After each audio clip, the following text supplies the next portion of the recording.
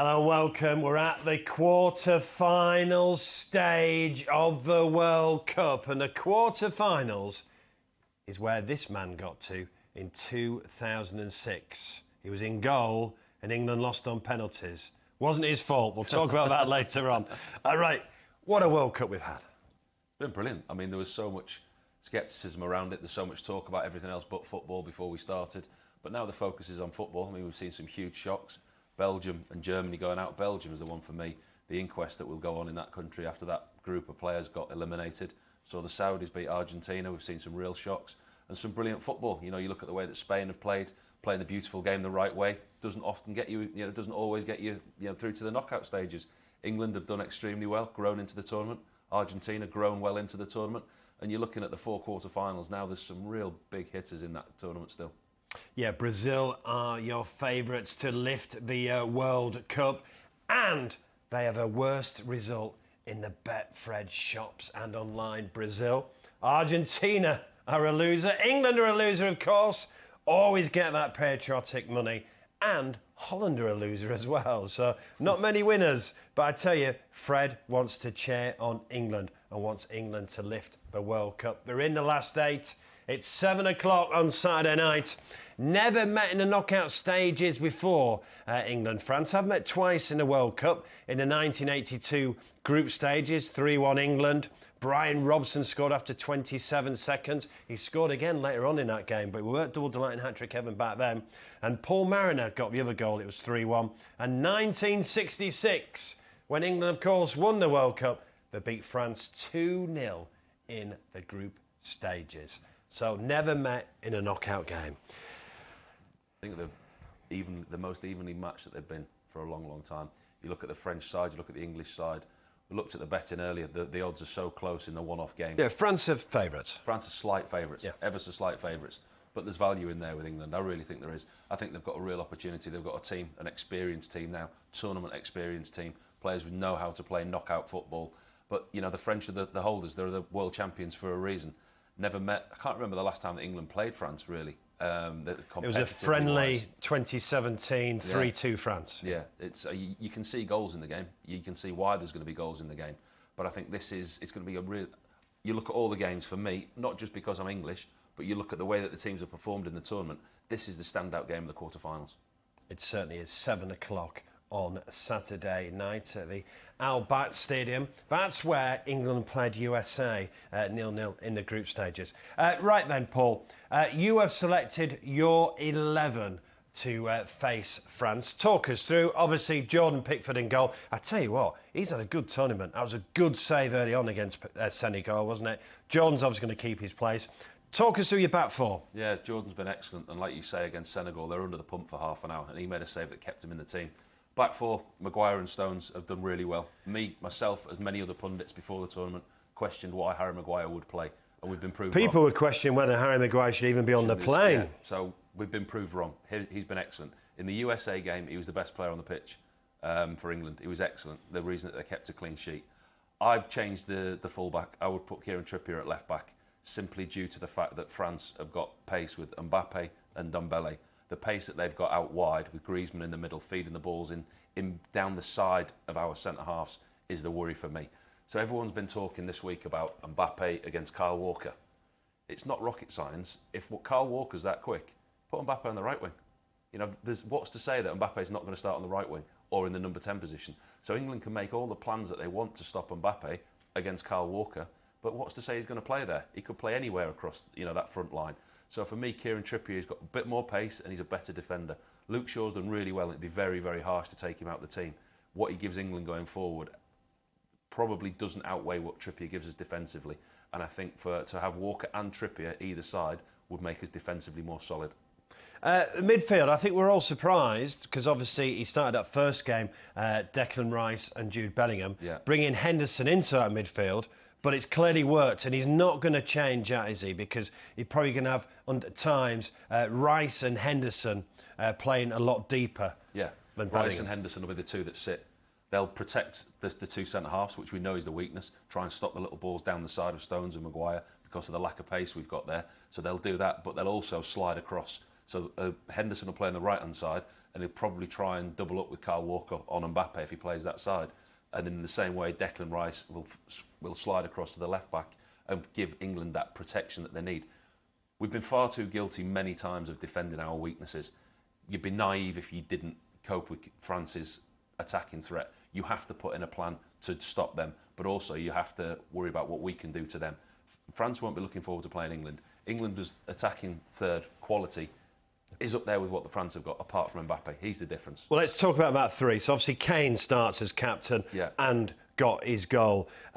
We had Saka and Foden. Yeah. And I thought at the time Marcus Rashford very, very unlucky after scoring 2 goals against Wales. But then Saka comes on and... Yeah, well, I said out of that team, Rashford would be the only one to start the next game, and he didn't. He played Foden. So the questions that have been asked to Gareth Southgate, he's made big decisions. He's made big decisions with big players, but he's picked a team to win a game, and he's been proved right this whole tournament. I don't think he's got that many big decisions coming into this game because the team's played so well. So I think it'll be Kane, Saka and Foden again? I think it'll be Kane, Saka and Foden again. The only one that could come in and Marcus would be very Rashford. Lucky. Yeah, would very, be very lucky. But 3 then you goals. look at the quality that England have got on the bench. They've got 5 or 6 game changers on the bench, which France haven't got. Because France have got the injuries to Kante, Pogba, Benzema, their bench isn't that strong. To come off the bench, they've had Thuram, Fofana, Coman, which, yeah, the 2 or 3 quality players, but England's game changers on the bench. If this game doesn't go according to plan for England, look at the bench. Grealish, potentially. Rashford. Gallagher, who we've not seen this tournament. Maddison, who we've not seen this tournament. Callum Wilson, who we've not seen a lot of this tournament. England have got players on the bench that can change games. We've obviously mentioned Kylian Mbappe. Now, we all knew when the draw was made that it was probably going to be a quarter-final against France. Yeah. So this is no surprise we've got this quarter-final. If I'd have said to you 6 months ago when the draw was made, England will play France in the quarter-final without Benzema, without Pogba, without Kante, well, you'd be like, oof. Yeah, the great chance. Got a chance. Yeah, and I think they have got a great chance, I really do. And I think even with those players in the French side, if hypothetically they were, I think this England team have got a chance of beating anybody.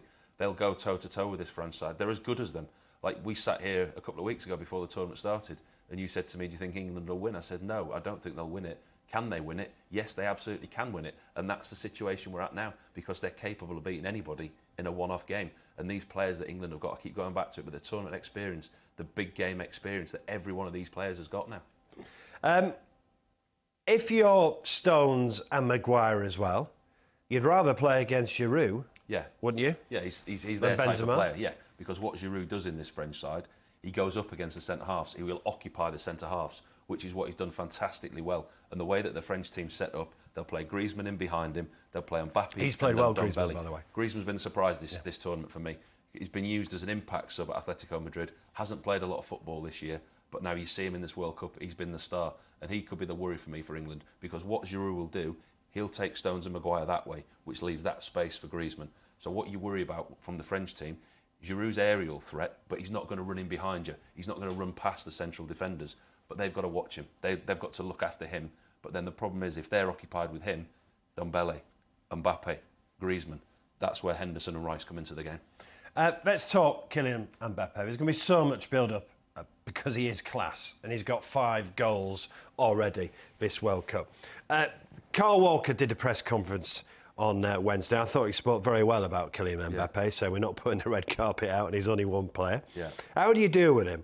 Do you do a man-to-man marking job? Do you attempt to do that? No, I don't think you can, because he's the type of player that's got the ability to, once he's past you, he's gone. So if you do a man-to-man marking job on him, he's gone, he's past you. I think it's a bit of the old-fashioned, he needs a kick on the halfway line early on in the game, you know, further up, and just let him know that you're there. The worry what I've got about Mbappe is he's not just going to play on the left wing. Yeah. He'll move about. If you're Deschamps, you're going to probably say, why don't you go out for right for a bit? Correct. Go in the middle for a bit, go back out left. With the false 9 and the structure they've got, and Dembele can play on the left as well. Griezmann will play central, but the 2 wide men, they will come inside, they'll interchange. You can't have Kyle Walker following Mbappe all over the pitch just because he's the fastest player on the pitch. The central midfielders, the 2 holding midfielders, have to slide across and do a job. Jordan Henderson, if he plays, has to be on the inside of Kyle Walker to stop the route for Mbappe to come in. It's the same on the other side if he goes out to the right-hand side. It's not easy. That's why he's one of, if not the best player in the world at the moment. The quality that he's got and the threat that he poses is real. But if we concentrate all our efforts on Mbappe, you look at the other players in the team that can do you damage. You're not going to stop Mbappe for 90 minutes, for 90 plus minutes. Carl Walker said in his press conference, the one that you mentioned, he's going to get past him 2 or 3 times in a game, but you have to minimise those opportunities with the rest of the England defence, nullifying the threat if they can. Right, before I get your prediction for England versus France, I'm going to take you back to your quarter-final in 2006, because I do think it is relevant. Obviously, the major talking points, Rooney sending off, and obviously Ronaldo. No goals scored in the 90 minutes, no goals scored in the extra time, went to penalties. OK. What are you thinking in that extra time? Because England-France could quite easily go to extra time, couldn't they? Well, so what are you thinking that extra time? We were down to 10 men at the time. Yeah. So we were in get through the game mode. We got to penalties and we're absolutely delighted we got there. Playing against a good Portugal side, down to 10 men. Spent a lot of the time in the extra time with a low block, defending, trying to keep a clean sheet and get as far as we can, take it to penalties, and then it's a lottery. So in that game, the mentality was probably different to one if you'd had 11 men. And what were you feeling personally, not as a squad? I was looking forward to penalties. I couldn't wait to get to penalties because you're thinking that's your moment. You've got nothing to lose. You potentially be a hero. I did so much work and research with Ray Clements at the time, who was my goalkeeping coach. You watch so much footage of penalty takers. I knew exactly what order they were coming up in. And you watch penalty takers. There's no point in just watching penalty takers for the sake of it. You need to watch a penalty taker when he's under pressure, not when his team's 4-0 up and he flicks it into the middle of the goal and messes about and does a side foot the other way. You need to watch a player taking penalties when it's a pressure situation, when it's 90 minutes and it's 0-0, or when he's taken penalties previously in a shootout. And we worked out what was their go-to penalty, safety penalty, if you like, we called it. So I knew exactly what order they were coming up in, and I knew exactly which way I wanted to go. If I had an intuition at the time, because you can watch, I used to watch the player's foot when they put the ball down. They subconsciously, as a striker, they go and put the ball down, and their planting foot, normally their left foot, will point the way that they're going to shoot. So subconsciously, players do it without realising that they do it. So if they're going to go to your left, their foot will be slightly closed. If they're going to whip it across you, their foot will be slightly open because they put the ball down with their foot next to it. Now, if they don't put the ball down with the foot next to it, you can't read anything. but this is brilliant. But going back to the research now, the striker knows you've done that research. They know that you know everything about their penalty taking and their technique. Do you think Jordan Pickford's like you? In extra time, he'll be thinking, I want penalties. Can't wait, He's clearly not scared of penalties. No, can't wait. Obviously, all right, it went wrong in Italy in the final. As goalkeepers, but you don't... Colombia, they beat Colombia in the knockout of last World Cup. You don't get opportunities to win games on your own by scoring a goal. The very rare does a situation come up where you face a penalty in the last minute of the game to save it, to send your team through. In a penalty shootout, you can do that. You can be the hero. It's a great time for a goalkeeper. Listen, if you lose, it's absolutely devastating, but you weren't culpable for losing. You can only be a hero in a penalty shootout. And like I said to you, it's more of a mind game now than it's ever been. Because the striker's walking up thinking, he knows where my favourite penalty is. Is he going to go that way? I'm thinking, he knows I know where his favourite penalty is. Is he going to change it? So it's now more of a mind game than it's ever been. And like in 2006, all the work we did went the right way for the penalties. And then Cristiano comes up for the last penalty that potentially puts them through at the time. So his safety penalty or his favourite penalty is high to my right. Whip to it. How many times have we seen him do it in the games? Free kicks, penalties, whip high away from the goalkeeper. He knew that I knew that. So I'm thinking, right, do I gamble? Do I go the other way? Is he going to double bluff me? So I went with my research. I flew high to my right. He smashed it high left. What do you think Jordan Pickford's like on penalties? I think he's good. I mean, he's proved before that he is. I think he's got the mindset where he can get into strikers' minds, because I think he can be annoying at times for strikers. And I think you have to affect people walking up to take a penalty, whether it's coming off your goal line, taking a bit more time, scuffing the penalty shot, a few of the darker arts to give your team the advantage. No matter how many times you practice penalties, you cannot recreate that atmosphere. When you're walking up to take a penalty and you know that half of the world is watching you, and if you miss, you're likely to go out, use that as an advantage. Put even more pressure on the striker. And from a goalkeeper's point of view, he'll do that. Right, final question about penalties, I promise, OK? Right, now, you said Pickford has got no worry about penalties. What about the squad after what happened against Italy? Have they got over that now? Yeah, without a doubt. I think Saka would be the one. You look at him, his age, and you look at what potentially that could have done to him. He's had the best season of his career since that incident. Yeah. And he's had a brilliant World Cup. He's now in a World Cup. He's taken penalties at club level. And Rashford's flying now, isn't he? That is well behind them, but the experience, they won't have a fear of missing now because, well, what can happen? It can't get any worse than what happened before. If we miss and we go out, it's not going to be anything like as bad an experience as it was before. They've been there and done it, and there'll be stronger people and stronger men for it. Right, after all that chat of penalties, come on, give us a prediction for England. I'm just getting ready. Yeah. You see, I'm getting quite nervous.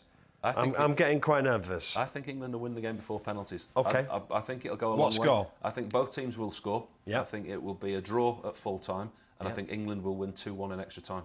So England to win in extra time. You're going for the draw. So he's going for England to win in extra time, which is priced up for England to win in extra time. If you're going to have a first goal scorer bet, who are you going for? Well, the obvious ones are Kane and Mbappe, aren't they? I mean, you look at the obvious ones, but you're not going to get a lot of value in them. Not bad. Kane's 4-1. And if Kane scores first and then scores again, you get paid out 8-1. Well, and if Kane scored first and then got a hat-trick, you get paid out 12-1. And surely that'll be enough to put England in the semi-finals. Kane to score. Kane takes penalties. I always like to edge my bets. Get a penalty taker, a striker, a penalty taker, or a free kick taker. And what score do you think it'll be at the end of 90 minutes? One each, and then England to go through 2-1 in extra time. OK, so one each is 9-2. And Harry Kane to score first and it to finish a draw 1-1 is 20-1, if you want to have a look at that. So, Paul Robinson, who lost on penalties, by the way, 3-1 in 2006, is going for England to win in extra time and book their place in the semi-finals. Right, let's talk about the other games. I'm going to go to 3 o'clock on Friday. Croatia, Brazil. Brazil have won it 5 times. They've played Croatia twice at the World Cup. Both at group stages. Brazil won 3-1 and 1-0. Croatia beaten Farnes in 2018. So, Paul, how impressed have you been with Brazil? Extremely impressed. Apart from when they lost 1-0 to Cameroon and they changed the team. But, I mean, they made 9 changes that night. Looking back over my notes, I covered the game. You look at the changes that they made and the players that they brought in, the quality that they've got in that squad is incredible. You could have 2 11s, which they did that night, but they didn't play particularly well. The front 4 really impressed me. Obviously, without Neymar for most of the tournament, Vinicius Junior been one of the standout performers. Richarlison, I mean, what do you do with Richarlison now when he comes back to Tottenham? Playing as a number 9, scoring goals, looking like a world beater. What's he going to do? Come back to Tottenham and play left wing again, or right wing? So that Spurs could have a problem when he comes back because he's looked a different player. But saying that, he's surrounded by quality. You know, you look at the midfield: Paqueta, Casemiro, Fred, Fabinho comes into that. Rafinha, Martinelli came on the other day. The squad depth and quality and the ability Casemiro's been class. Casemiro, since he got his goal in the World Cup as well, he took that like a striker, that half volley. I mean, the 2 goalkeepers they've got 2 players for every position, but 2 world. They've probably got players. 2 best goalkeepers in the world, haven't they? Without a doubt, they have at the moment. Yeah. Edison's very, very unlucky. Bit like the Clement Shilton situation, one keeping the other one out. But I mean, yeah, Alisson's top class. Because Alisson had to make some saves in that game against South Korea. Yeah, they have. I mean, they come at through 2-0, he made a cracking save. They come through the group with aplomb. I just can't see how anyone can stop them going forward. The quality that they've got. What about that Croatian experience in that Croatian midfield? Could they try and bore Brazil to death? The thing for me with this Croatian side is they've just been taken to extra time. I mean, they've gone to extra time against Japan. So it's not just extra time, but we're seeing all this injury time now. So you look at the age of that Croatian team, they've had a full 90 minutes, 10 or 12 minutes injury time, extra time and penalties, and now they're going to face Brazil, a team that, you know, they look sharp. Half of these players didn't play in the round, you know, the last group stage game. Brozovic, Modric, Kovacic, that 3 fantastic players. Over 300 caps between them all. But there's one thing that they like doing, it's going that way. They don't like going that way. This Croatian defence, Guardiola's been one of the best players. And age catches up with all of us, doesn't it, Paul? No matter what happens to you, no matter how you live your life, age will always get you at some point. Guardiola, centre-half for Croatia, his partnership with Lovren's been impressive. I mean, he's only 20 years old, but he's got Lovren through games and they've looked strong at the back. But the thing for me is when I'm looking at that front 5 that Brazil can offer, they'll get in behind Modric, they'll get in behind Brozovic. Croatia are experienced. They're a team that you wouldn't want to play in a tournament, but I think they're advanced in years. Their quality is higher up the field. And I look at this Brazil team, I think this is one step too far for Croatia. I think this is the end of the road for them. Give us a prediction. 3-1 Brazil.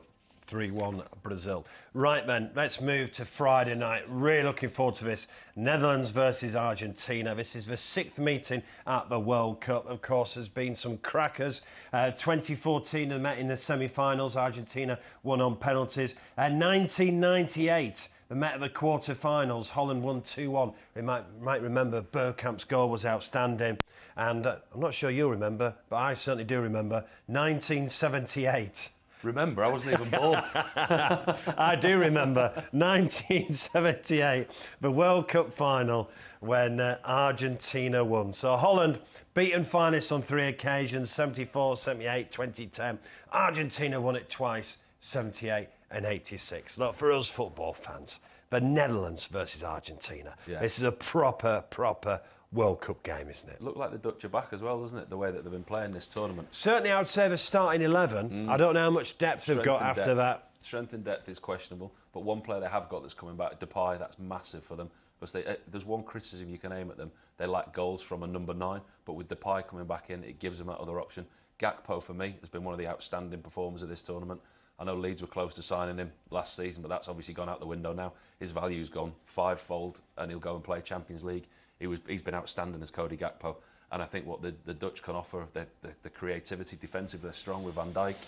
Argentina seem to grow into this tournament, really do. Well, after that game against Saudi Arabia and the defeat, they've been playing knockout football. Oh, well, Mark, you look at that game. So everybody made such a big thing about that defeat against Saudi Arabia. Yes, it was, but when you look at it... It should have been 3-0 at half-time. You look at it into perspective, right? Argentina should have been well up in that game. Before the World Cup, Argentina came into the World Cup 30-odd games unbeaten. 35. 30 unbeaten. They lose to Saudi Arabia, 1 game. Since then, they've not lost. So I think we're about 40 games with 1 defeat. It's not a bad side. You know, you put things into perspective. With Messi, Alvarez, Martinez up front, they haven't got a number 9, but what they do is they drift wide, which allows Messi to go down the middle. Messi's not as involved as he was in games years ago, but he knows he gives you that spark. He's got that quality, and he picks his time. He's not going to run about closing people down. He's not going to do the defensive stuff. He's on the pitch for a reason to win your games. He did that starting the group game. Mexico tried to be a destroyer. Free kicks all over the pitch. It was a real scrappy game. Messi got the scruff of the neck, scored his goal in the second half and took his team to another level, which is what Argentina can do. Defensively, I think they're weak. I think Otamendi's weaker at the back. He's not the player he was. They can be got at. They actually look better when they bring Martinez on. They do. And he's not started, and he's not started. And he's not started. So you just think Otamendi's got a mistake in him, hasn't he? There is, and defensively, I think if it's a Brazil-Argentina semi-final, I know we're jumping ahead. I think Brazil destroy them in the semi-final. But I think in this game, I think Argentina will get through this because they know how to win games. So I was looking at this in the football show earlier. There's a real good bet that you guys are putting out there. Both teams to score and Argentina to go through. I think that's a really good bet. So both teams to score and Argentina to win in the 90 minutes. Give us a score. I'm going to go 2 or 3-1 to Argentina. 2-1 Argentina is 15-2. 3-1 Argentina is 18-1. A bit of value there. Bit of value there. So that is the predictions for a 7 o'clock kickoff on Friday. That really does look an absolute cracker. Looking forward to that on Friday night. And then the warm-up on Saturday for us England fans. Morocco versus Portugal. Well, Portugal were just sensational against Switzerland and Ronaldo didn't start. Morocco, well, they were fantastic defensively against Spain. They've only conceded once as well. They finished top of the group as well, Morocco, and it's the first time they've got to the last day. Right, let's deal with him. Ronaldo. Surely he doesn't start. No, he doesn't play. We're getting used to seeing pictures of him on the bench at Manchester United, and now, unfortunately for him at country level, it's happening again. We just touched on it then. Father Time catches up on you at whatever point in your life. And he's no longer that regular starter. And you saw the way that Portugal played without him. Bruno was a different player. João Felix was a different player. And Ramos, who came on in place of him, scored his hat-trick. So, I mean, the coach's decision's been proved right. They just looked a different team. They looked freer. They looked to be playing without feeling as though they had to give the ball to Ronaldo. And I just think that those front players, Bernardo Silva included, I think he's been excellent this tournament as well, they just looked to play with a little bit more freedom. The football was more flowing. So I don't think he will start, but I think the manager has to get the right version of Ronaldo with him to the end of the tournament. I still think he's got a part to play. I think Portugal will get through to the semi-final at least. If it went to penalties, who would you want taking a penalty? But also, you're going to need him coming off the bench at some point in this tournament. So if he's in the right frame of mind, I still think he's got a big part to play in this tournament.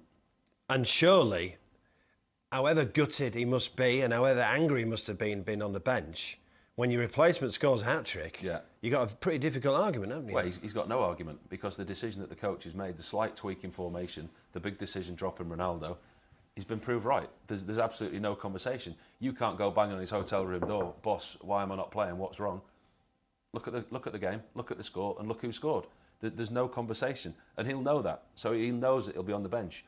But if this game goes the distance, at some point, they will need him in this game. They will need him in the semi-final. We've not seen the last of him in this tournament, without a doubt, but he's not a starter. Tell us about Morocco, then. Surprise packages for a lot of people. But if you look at this team, they've got a lot of strength in there. There's a lot of players that play in top leagues in Europe. Ziyech that we've seen, another one, quite a perfect example of a player that plays really well, better for his country than he does his club. Amrabat holding the centre of midfield, the defensive protection they've had.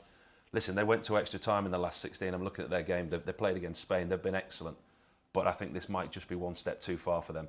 But you say that, and then you look at the group. They drew with Croatia, beat Belgium, and they went through in a group with Belgium. And, you know, they are a surprise. But again, I think with this Portuguese team, the quality, they've got the ability to unpick a lock. Spain didn't have the ability to unpick this Moroccan lock. Spain pass, pass, pass. It was death by 1,000 passes, but you know you don't win a game by passing the ball around. Morocco sat deep in a low block and they couldn't get past them. Portugal will move the ball quicker. They'll be more direct. They'll play down the lines, try and get in between them, get in behind them, and I think they'll cause them a problem. The big thing for me from a Portugal point of view, I'd be saying to my Portugal team, score a goal, get a goal, go early, first 10, 20 minutes, go a goal up. See if Morocco have got a plan B. See what they do. Because if Morocco open up and have to come and play, this Portuguese team could take them apart. Go on then, give us a score. I think Portugal will win this. I think they'll win it comfortably 3-0. 3-0? Yeah. 3-0 to Portugal is 10-1. Paul, I've really enjoyed your company, and I've forgiven you for 2006. I actually watched that game in a bar in Portugal, and I was the only England fan in there. Not a nice experience, I expect. They bought me a couple of drinks afterwards. Did they? Do you know, I can't remember the rest of that tournament, you know, because when you get knocked out of a tournament, your interest goes. I couldn't tell you who was in the semi-final and final like that. Portugal, you just want to get away. You just want to go, get away and not watch it. But yeah, it's not a nice experience losing on penalties. Well, let's hope that the England players are watching the whole of a tournament and playing in the whole of a tournament. Fingers crossed. You think they've got a chance? They've got every chance. They get past this French team. It's likely that they play Portugal in the semi-final. Portugal defensively, England can cause them problems. I'd love to think it'd be an England-Brazil final. I prefer an England-Argentina final because I've backed England and Argentina. Thanks very much. Right, good luck to England. Enjoy the quarter-finals. And don't forget, if you're a first goal scorer, punter, it's the best offer out there with double delight and hat-trick Evans. So Harry Kane is 4-1 to score first. If he scored first and then scored again, you get paid out 8-1. And if you got a hat-trick, surely England are in the semi-finals and you get paid out at 12-1. But if you're having a bet, please keep it fun. Gamble responsibly.